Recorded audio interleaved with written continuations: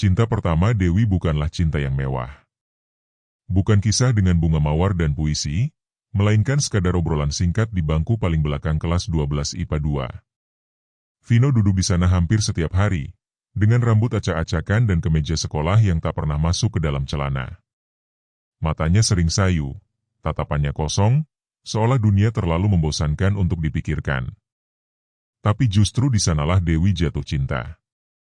Ia bukan tipe gadis yang suka keramaian. Teman-temannya sedikit, dan waktu istirahat lebih sering ia habiskan dengan membaca buku atau membantu petugas perpustakaan. Ia menyukai ketenangan, dan Vino, meskipun terlihat urakan dan tak peduli, justru memancarkan ketenangan yang aneh. Seperti diamnya malam sebelum badai. Tak butuh banyak kata-kata. Kadang mereka hanya duduk berdampingan di bangku taman belakang sekolah, berbagi sepotong roti, membicarakan hal-hal kecil seperti warna langit atau aroma hujan yang baru turun. Setelah kelulusan, kehidupan perlahan berubah. Dewi memilih untuk langsung bekerja. Ia tak ingin memberatkan orang tuanya dengan kuliah yang mahal. Ia mendapatkan pekerjaan sebagai penjaga sekaligus kasir di toko fotokopi kecil di kota. Setiap hari berangkat pagi, pulang menjelang malam. Capek, tapi cukup. Ia tidak banyak menuntut. Sementara Vino, tetaplah Vino. Ia mencoba mencari pekerjaan. Pernah ikut temannya jadi buruh bangunan, tapi hanya bertahan seminggu. Katanya, bosnya galak. Pernah juga bantu di bengkel, tapi tangan kirinya pernah tergores parah karena lupa matikan mesin. Akhirnya, ia kembali ke kehidupan lamanya, nongkrong, merokok, kadang mabuk dengan sisa-sisa uang teman atau hasil menjual HP bekas. Orang-orang menyebutnya pemalas, pengangguran, sampah. Tapi tidak di mata Dewi. Baginya, Vino adalah rumah yang rusak namun tetap ia rindukan. Orang tua Dewi tak pernah menyukai Vino. Sejak pertama mereka tahu hubungan anaknya dengan pemuda itu, mereka sudah memberi batas. Vino itu bukan laki-laki untuk masa depan, ujar ayahnya suatu malam. Kamu kerja banting tulang tiap hari, dia malah keluyuran. Kamu pikir hidup ini hanya soal cinta? Tapi Dewi hanya diam. Ia tahu, ayahnya benar. Namun apa yang bisa ia lakukan dengan perasaan yang telah tumbuh dan menetap? Perasaan itu bukan daun yang bisa ia cabut begitu saja.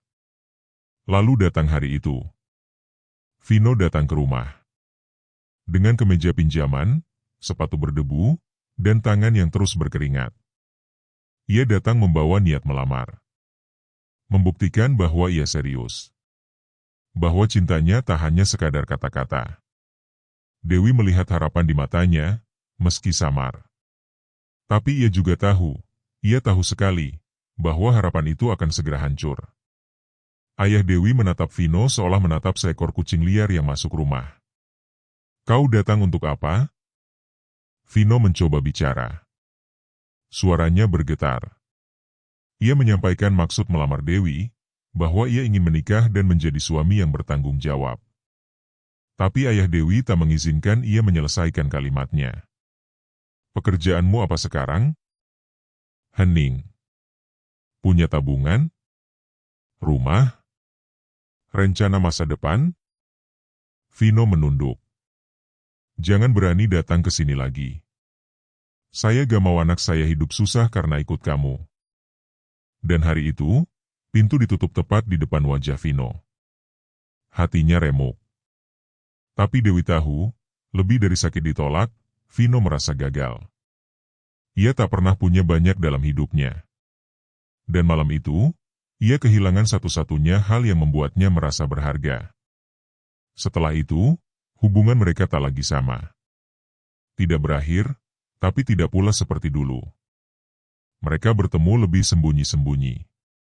Kadang Vino datang menjemput Dewi di ujung gang, saat toko fotokopi sudah tutup.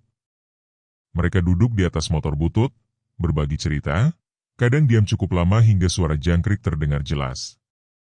Maaf ya, Wai, aku gak bisa jadi seperti yang ayahmu mau. Gak apa-apa, Vin, aku juga gak minta kamu jadi orang lain. Lalu mereka diam lagi. Cinta itu tetap ada, tapi mulai diwarnai rasa lelah. Lelah menunggu restu yang tak datang-datang. Lelah dengan ucapan orang-orang yang selalu menjelekkan Vino. Lelah dengan keadaan yang seperti jalan buntu. Vino sesekali menghilang selama beberapa hari, katanya mencari kerja di luar kota. Tapi selalu kembali dengan tangan kosong. Dewi tetap menerimanya, tapi dalam hati kecilnya, ia juga mulai bertanya, sampai kapan? Namun setiap kali keraguan datang, selalu ada sesuatu yang membuat Dewi bertahan. Entah senyum Vino yang tulus, atau cara Vino memeluknya erat di atas motor, seolah dunia hanya milik mereka berdua. Atau mungkin karena, di balik semua kelemahannya, Vino adalah satu-satunya orang yang membuat Dewi merasa hidup. Dan itulah yang membuat semuanya berbahaya. Cinta bisa membutakan. Tapi bukan hanya cinta yang membutakan Dewi. Harapanlah yang membutakannya. Harapan bahwa suatu saat mereka bisa menikah. Harapan bahwa orang tuanya akan luluh. Harapan bahwa cinta mereka cukup kuat untuk melawan dunia. Padahal, kenyataan bukan novel remaja. Kenyataan adalah pagi yang datang tanpa kabar baik. Hari-hari yang terus berjalan dengan tubuh lelah dan gaji yang belum cukup. Orang tua yang semakin keras kepala. Dan kekasih yang semakin sulit diajak bicara tentang masa depan. Di tengah semua itu, Vino mulai berubah. Bukan menjadi lebih baik, tapi menjadi lebih putus asa. Ia bicara soal pilihan-pilihan nekat. Bicara soal jalan pintas. Dan Dewi mulai merasakan firasat aneh. Seolah ada sesuatu yang akan berubah besar. Bukan perubahan indah seperti yang diimpikan, tapi sesuatu yang gelap. Namun ia belum tahu bahwa cinta yang diperjuangkan dengan segala cara, kadang justru menuntun pada kehancuran. Dan kehancuran itu, tanpa mereka sadari, telah mulai merayap perlahan. Tak terlihat, tapi terasa. Seperti bayangan yang mengikuti dari kejauhan. Hari-hari setelahnya berjalan seperti biasa. Dewi tetap bekerja, menatap layar mesin fotokopi dari pagi hingga malam. Sementara Vino masih datang menjemput dengan motornya yang berderak. Tapi di antara obrolan mereka yang tampaknya biasa, mulai terselip sesuatu yang asing. Sebuah nada gelisah dalam suara Vino. Pandangan kosong yang makin sering singgah di wajahnya. Ia tampak seperti orang yang sedang menyimpan rahasia besar, namun tak tahu cara mengatakannya. Suatu malam, saat Dewi baru keluar dari toko dan mengunci pintu besi lipat, Vino menunggu di seberang jalan. Lampu jalan redup menerangi tubuhnya yang bersandar di motor. Wajahnya tertutup bayangan helm yang belum ia lepas. Ia hanya menatap Dewi dari kejauhan. Tak tersenyum. Tak menyapa. Dewi berjalan mendekat dengan langkah ragu. Hatinya mengencang. Saat sampai di dekat Vino, ia melihat matanya dan saat itulah ia tahu. Ada sesuatu yang berbeda. Kita harus ngobrol, ujar Vino lirih. Mereka pun melaju pelan menyusuri jalanan kota. Suara mesin motor yang batuk-batuk menambah suasana murung. Tak ada musik malam itu, tak ada tawa. Hanya dua orang yang dipeluk sunyi. Di tepi taman kota yang sudah sepi, mereka berhenti.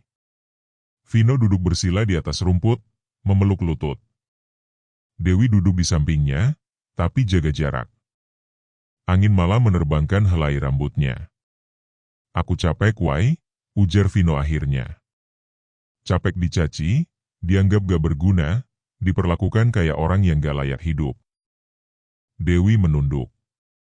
Ia mendengar itu ribuan kali. Tapi malam ini, kata-kata itu terasa lebih tajam. Aku tahu kamu percaya sama aku. Tapi sampai kapan? Ayahmu gak bakal pernah restuin kita. Aku udah gak bisa buktiin apa-apa lagi. Aku cuma punya satu cara terakhir. Dewi menoleh cepat. Maksudmu? Vino menghela napas. Matanya menatap jauh ke arah lampu kota. Aku tahu cara supaya mereka mau menikahkan kita. Why? Supaya mereka gak punya pilihan lain. Dewi membeku. Tubuhnya menegang sebelum bibirnya bisa membalas. Tapi ia sudah tahu arah pembicaraan itu. Sesuatu yang dulu hanya selintas pikiran, Sebuah bisikan gila, kini diucapkan dengan tegas. Kamu hamilin aku? Bisik Dewi nyaris tak terdengar. Vino mengangguk pelan. Mereka gak bakal punya pilihan. Mereka gak bakal biarin anakmu lahir tanpa ayah. Mereka pasti nyerah, pasti bakal nikahin kita. Sunyi menyergap seperti kabut yang turun dari langit. Dewi menatap tanah. Di balik matanya, ribuan suara berbisik.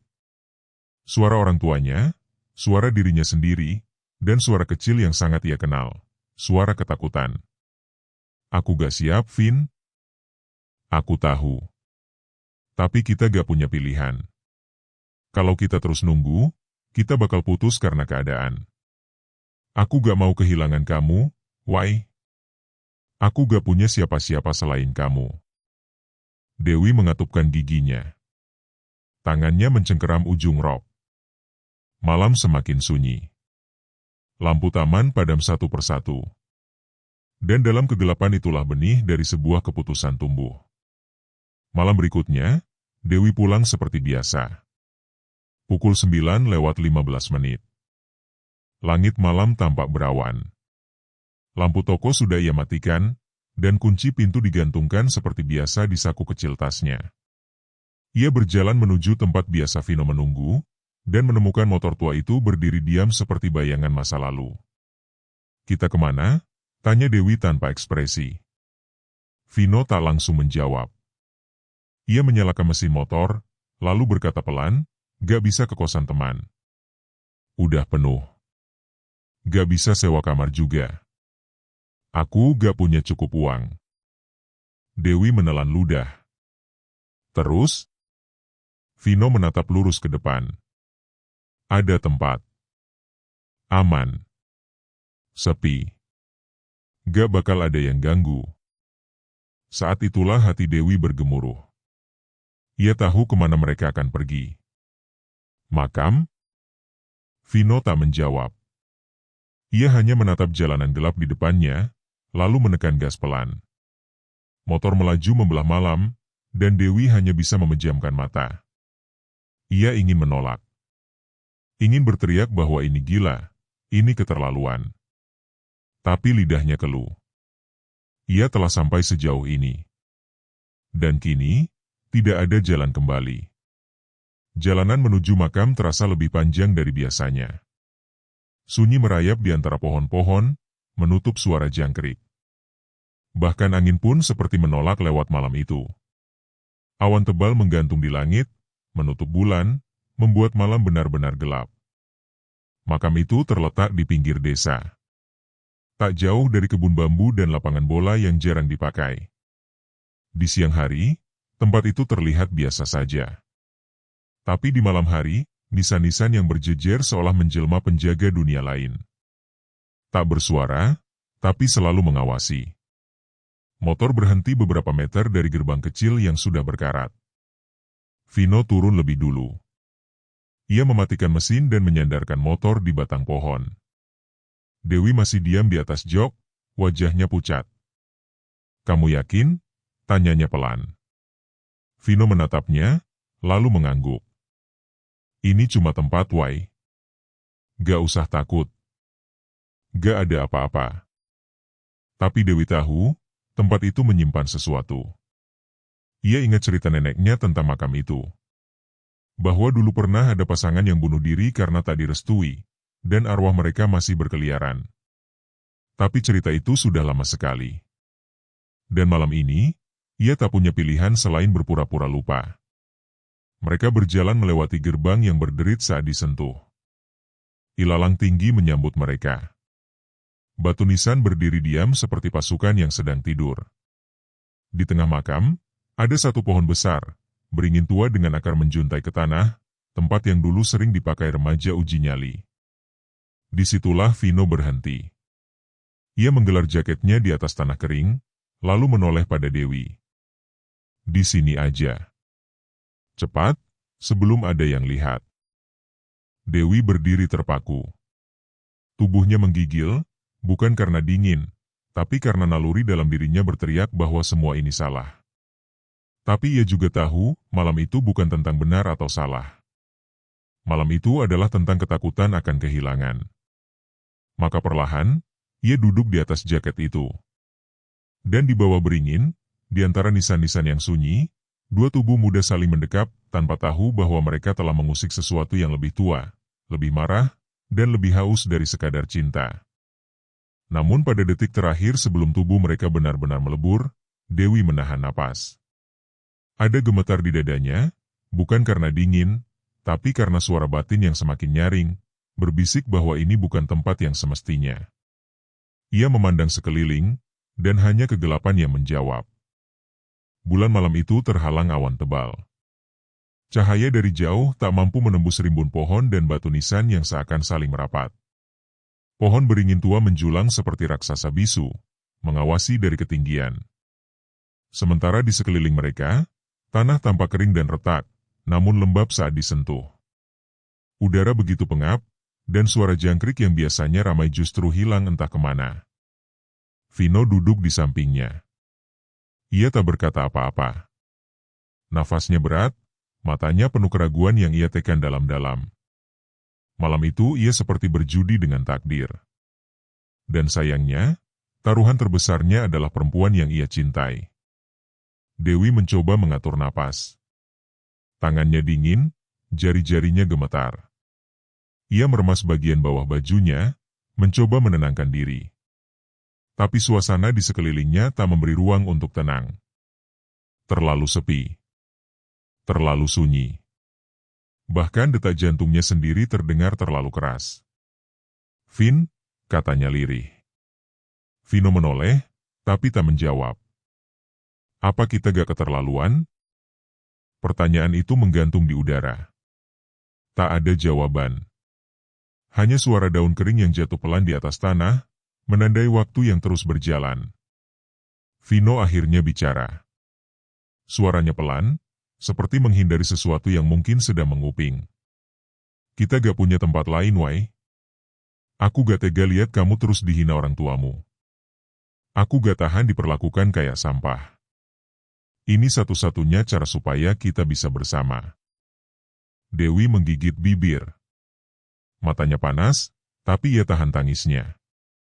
Bukan karena tak percaya cinta Vino. Tapi karena tempat ini membuat segalanya terasa salah. Ia memandang ke sekeliling. Batu nisan dengan nama-nama yang telah lusuh. Rumput liar menjulang tinggi.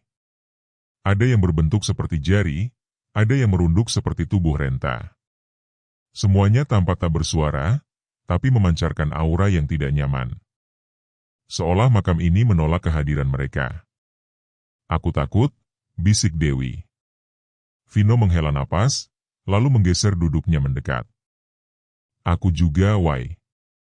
Tapi aku lebih takut kehilangan kamu." Kalimat itu menghantam dada Dewi seperti palu. Ia tahu, cinta Vino memang tidak sempurna. Tapi di balik semua kelemahannya, Vino selalu mencoba bertahan. Dan malam ini, mungkin inilah satu-satunya bentuk perlawanan yang mampu ia lakukan terhadap dunia. Perlawanan yang bodoh, tapi tulus. Pelan-pelan, Dewi mengangguk. Dan dalam diam, mereka berdua berusaha melupakan bahwa tempat mereka duduk bukanlah taman, bukan juga kamar, melainkan tanah peristirahatan orang mati. Beberapa menit berlalu. Udara makin dingin. Awan di langit belum juga menyingkir, dan seluruh area makam seolah ditelan kabut tipis. Dewi memeluk tubuhnya sendiri. Vino membuka jaket dan melingkarkannya ke bahu Dewi, meski sebelumnya jaket itu digunakan sebagai alas. Sekarang mereka duduk langsung di atas tanah. Dinginnya menyusup sampai ke tulang. Tak ada suara kendaraan. Tak ada cahaya dari desa. Hanya bunyi napas mereka berdua yang saling menumpuk dalam senyap. Dewi menunduk. Di hadapannya, ada nisan kecil tanpa nama. Hanya batu, ditancapkan miring. Rumput tumbuh liar di sekitarnya. Ia tiba-tiba merasa tak sopan. Merasa seperti penyusup. Tapi ia tak berkata apa-apa. Dalam hati, ia hanya berdoa pelan, bukan untuk minta izin, tapi untuk minta maaf. Entah kepada siapa. Langit tak kunjung berubah. Awan terus bergulung. Udara makin aneh. Kadang dingin menggigit, lalu hangat seperti embusan napas. Vino melirik jam tangannya. Hampir pukul 12. Waktu yang biasanya dianggap rawan. Waktu di mana batas antara dunia yang terlihat dan yang tak terlihat semakin tipis. "Why?" gumam Vino pelan. Dewi menoleh. "Kalau kamu gak mau, kita bisa tunda," katanya lembut. Dewi menggeleng pelan. "Aku udah siap. Tapi jangan buru-buru." Vino mengangguk. Mereka lalu berbaring bersebelahan. Di atas tanah kering, di antara batu nisan dan akar pohon yang merayap di permukaan. Tidak ada kata cinta yang diucapkan. Hanya diam. Tapi bukan diam yang kosong. Melainkan diam yang penuh kekhawatiran. Mereka saling tatap. Lama. Lalu mata Dewi perlahan terpejam. Ia menarik napas panjang, mencoba melupakan bahwa tubuhnya kini bersandar pada tanah yang pernah jadi tubuh-tubuh lain. Dan di detik terakhir sebelum mereka mulai menyatu, angin malam berhembus lebih kencang. Dedaunan gemeretak. Bunga Kamboja jatuh satu persatu. Suasana seperti menahan napas. Namun mereka tetap melanjutkan. Dengan harapan. Dengan cinta. Dan dengan kebodohan yang tak mereka sadari akan dibayar mahal. Tubuh mereka kini menyatu, perlahan, dalam gelap yang tak memberi ampun. Tak ada lilin, tak ada cahaya, tak ada kehangatan dari rumah. Hanya tanah keras, akar-akar tua yang menusuk punggung, dan suara alam yang tak lagi ramah. Nisan-nisan menjadi saksi bisu, seperti mata-mata dari dunia yang telah lama mati. Dewi mencoba memejamkan mata, tapi tak bisa. Tubuhnya dingin. Ada ketakutan yang lebih besar dari rasa malu. Perasaan bersalah seperti menghantam dadanya dari segala arah. Di satu sisi, ia mencintai Vino. Tapi di sisi lain, malam ini terasa seperti memaksa diri melangkah ke tepi jurang tanpa tahu apakah ada dasar di bawah sana. Dan pada saat tubuh mereka melebur utuh, udara tiba-tiba membeku. Tidak hanya dingin, tapi benar-benar membeku. Napas Dewi tercekat. Matanya terbuka, menatap langit yang hitam legam. Di atasnya, awan tampak membentuk pusaran pelan. Tak bersuara. Tapi bergerak. Ia hendak bicara pada Vino, namun tak sempat. Karena detik berikutnya, tubuh mereka terasa terkunci. Dewi menarik diri sedikit. Tapi tak bisa. Ia mencoba menggeser pinggulnya. Tapi tak bisa. "Vino," bisiknya lirih, panik mulai merambat. Vino membuka mata. Ia mencoba bergerak. Tapi tubuhnya juga tak bisa bergeser. Ia menarik napas, lalu mencoba lebih keras. Tapi rasa nyeri luar biasa menjerat bagian bawah tubuh mereka. "Why, aku gak bisa gerak." Napas Dewi memburu. "Aku juga, Vin, ini kenapa?" Mereka berdua mencoba melepaskan diri. Tubuhnya basah oleh keringat meski udara dingin. Vino mulai panik. Ia menarik Dewi, mencoba memisahkan, tapi semakin kuat ia menarik, semakin sakit yang terasa. Bukan rasa sakit biasa, tapi seperti ada sesuatu yang mencengkeram mereka dari bawah tanah. "Aku gak bisa lepas, Wai. Aku sumpah, gak bisa."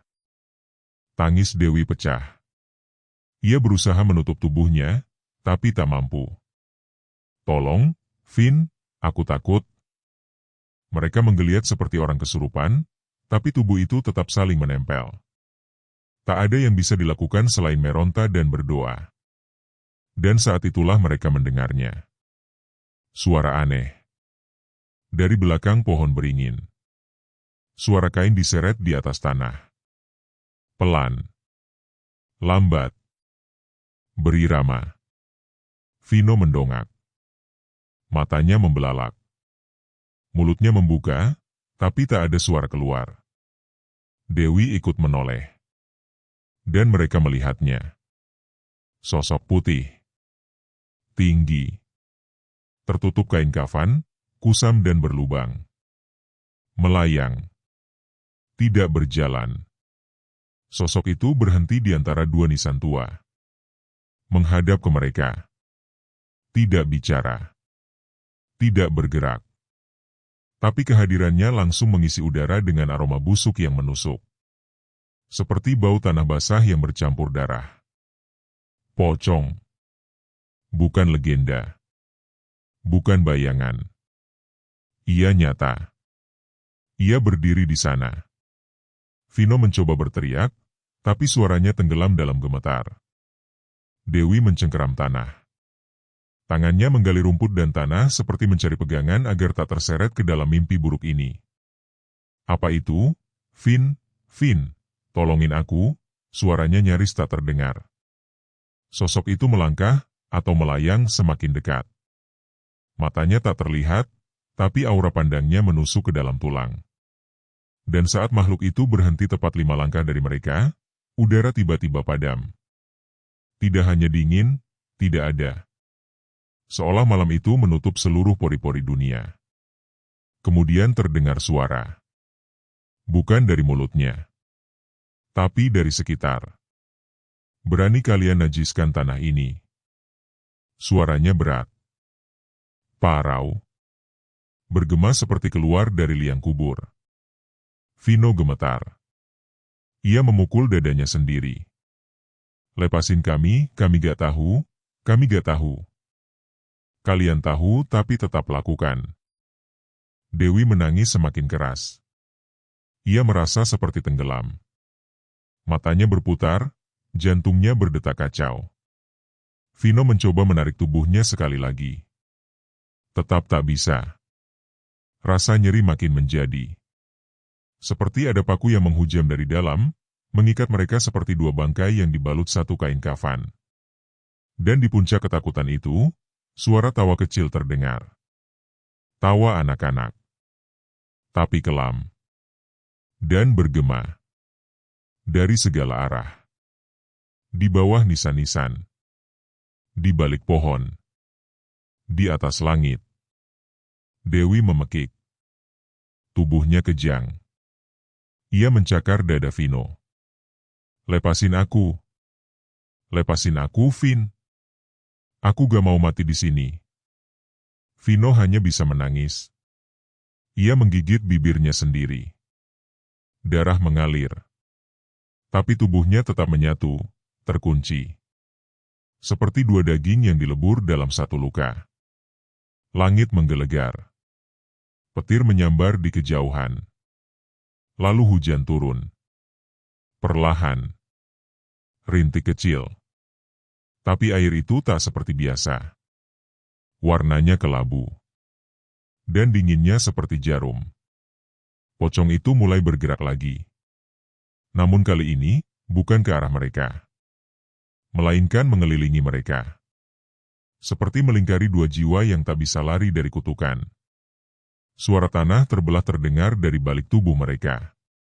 Dan dari bawah, muncul sesuatu. Tangan. Lumpur. Akar.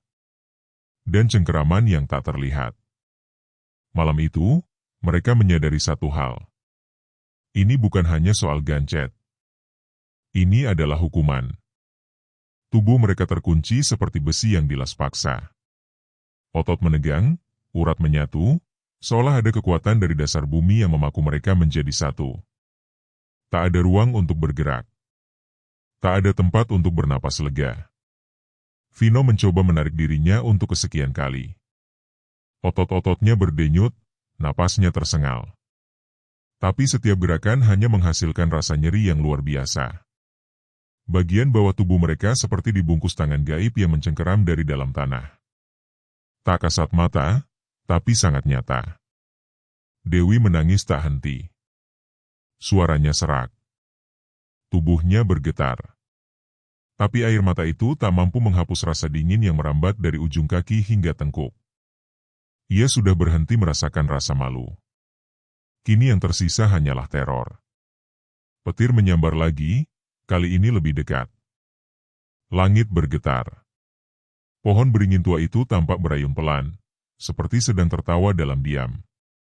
Dan dari arah nisan-nisan di sekeliling, samar, mulai terdengar bisikan. Pelan, tapi banyak.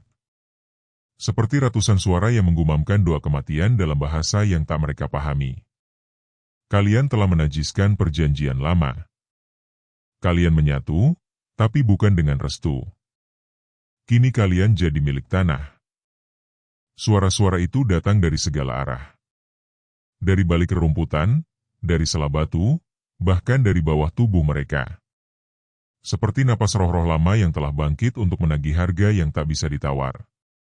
Vino menatap langit. Matanya mulai berair. Maafin aku, Wai, bisiknya. Dewi membuka mata dengan sisa tenaga. Ia ingin bicara. Tapi lidahnya keluh. Tangisnya berubah menjadi sesak. Tubuhnya mulai lemah. Oksigen terasa tipis. Sementara hujan makin deras, dan air mulai membasahi rambut, wajah, dan luka-luka kecil di kulit mereka. Tiba-tiba tubuh Dewi kejang. Vino merasakannya. Ia menoleh cepat. Wai. Tubuh Dewi menggeliat pelan, lalu kaku. Matanya setengah terbuka. Bibirnya terbuka, tapi tak mengucap. Wai. Bangun. Jangan tidur. Bangun, Wai. Vino mengguncang tubuhnya, tapi itu hanya membuat rasa sakit makin menjadi-jadi. Tubuh mereka tetap menyatu. Dan Vino kini benar-benar panik. Wai. Jawab aku. Jawab aku, Dewi. Namun tak ada suara. Hanya suara hujan. Dewi sudah tak sadar. Vino menangis keras. Isakannya pecah di tengah gemuruh. Ia merangkul tubuh Dewi, memeluknya erat. Tapi tangannya juga tak mampu banyak. Ia sudah kehilangan tenaga. Darah mengalir dari luka-luka di tubuhnya, terhapus oleh hujan. Lepaskan kami. Vino menjerit pada langit. Tolong. Kami cuma pengen bahagia. Kami cuma pengen hidup. Tapi langit tetap diam. Dan makhluk itu, pocong yang sejak tadi mengitari mereka, kini berdiri diam, menunduk di belakang pohon. Tak bergerak. Tak mendekat. Ia hanya menunggu. Karena ia tahu, waktu mereka sudah habis. Vino mulai kehabisan napas. Pandangannya kabur. Kepalanya berat. Tubuhnya menggigil. Ia merasa seperti perlahan ditarik ke dalam tanah. Suara gemuruh menjadi samar. Udara dingin seperti kabut menyelimuti wajahnya. Ia menoleh sekali lagi ke arah Dewi. Wajah itu tak lagi bergerak. Mata itu tak lagi berkedip. Dan napas itu telah tiada. Vino bergetar. Dewi. Tangannya menyentuh pipi Dewi yang dingin. Maaf, aku yang salah. Lalu ia merunduk. Air hujan membasahi kening mereka berdua. Dan di detik terakhir, sebelum tubuhnya menyerah, Vino membisikkan satu kalimat terakhir yang tak sempat didengar siapapun. Aku akan ikut kamu. Setelah itu, segalanya menjadi gelap. Tubuhnya lunglai. Napas terakhirnya lepas bersama angin yang berhenti berembus. Jantungnya berhenti berdetak. Dan hujan pun pelan-pelan reda. Malam menjadi senyap. Tak ada tangis. Tak ada teriakan. Hanya dua tubuh muda yang membeku di tengah makam. Masih menyatu. Masih memeluk. Tapi tak lagi hidup. Pagi harinya, warga sekitar geger. Seorang kakek penjaga kebun yang melintas tak sengaja melihatnya dari kejauhan. Ia menjerit, dan kabar cepat menyebar ke desa. Polisi datang. Ambulans dipanggil. Tapi tak ada satupun yang bisa menjelaskan apa yang sebenarnya terjadi. Tubuh Vino dan Dewi ditemukan dalam kondisi terikat tak terpisahkan, membiru, kaku, menyatu seperti dilem. Meski sudah meninggal, Alat kelamin mereka tak bisa dipisahkan bahkan oleh tim medis. Terjadi kontraksi otot luar biasa yang tak lazim. Beberapa warga membisikkan kata gancet. Beberapa lagi menyebut nama tempat itu dengan ngeri, Makam Gendong. Dulu, katanya, pernah ada pasangan muda yang juga melakukan hal terlarang di tempat itu. Lalu mati bersama, tak bisa dilepaskan. Dan mereka dikubur dalam satu lubang. Kini, hal itu terulang. Dan dua nisan baru pun ditanam berdampingan, tak jauh dari pohon beringin tempat mereka bersatu untuk terakhir kali. Namun tanah tak selalu menjadi penutup yang sempurna. Ada yang tetap tinggal di udara, menggantung dalam sunyi. Ada yang tak bisa dikubur, walau tubuh telah ditimbun. Makam itu kini tak pernah lagi dilewati siapapun selepas maghrib. Bahkan tukang kebun yang biasa menyapu daun tak berani melintas dekat pohon beringin. Nisan-nisan di sekelilingnya tampak lebih gelap dari sebelumnya. Dan udara di sana, kata warga, seperti membatu sejak malam kejadian itu. Kabar kematian Vino dan Dewi menyebar seperti kabut pagi. Desa gempar. Berita diangkat media lokal. Judulnya menggema di layar ponsel dan warung kopi. Pasangan muda meninggal tragis saat berhubungan di makam. Gancet maut di TPU, kutukan atau kelalaian? Tapi bagi keluarga ini bukan sekadar berita. Ibu Dewi tak sadarkan diri ketika melihat jasad putrinya di kamar mayat. Wajahnya putih pucat. Nafasnya tercekat. Ia tak mampu menatap tubuh anak perempuannya yang kaku dengan kedua kaki masih menggandeng tubuh laki-laki yang paling ia benci. Sementara ayah Dewi berdiri di pojok ruangan, kaku, rahangnya menggembung menahan amarah, sedih, dan malu bercampur menjadi satu. Ia pernah menolak Vino, bahkan menyebutnya pembawa sial. Kini, ia harus menanggung kenyataan, anaknya mati bersama lelaki itu dalam keadaan tak pantas. Pihak keluarga meminta jenazah dipisahkan, tapi tim medis menyerah. Bahkan upaya forensik pun tak mampu melepaskan keduanya tanpa merusak tubuh mereka. Kontraksi otot dan tekanan tulang menyebabkan penyatuan yang tak bisa dijelaskan secara ilmiah. Akhirnya diputuskan, dikubur bersama. Satu lubang. Satu peti. Dua jiwa yang telah menyatu, baik dalam cinta, kesalahan, maupun kutukan. Waktu berjalan. Hari berganti minggu. Namun luka itu belum sembuh. Ibu Dewi mulai jatuh sakit. Ia jarang berbicara, matanya kosong. Kadang berdiri di jendela menatap jalan setapak, seolah menanti anak gadisnya pulang kerja dari tempat fotokopi. Kadang menangis dalam tidur, memanggil nama yang sama setiap malam. Ayah Dewi lebih banyak diam. Ia tidak lagi galak. Tidak lagi bicara keras.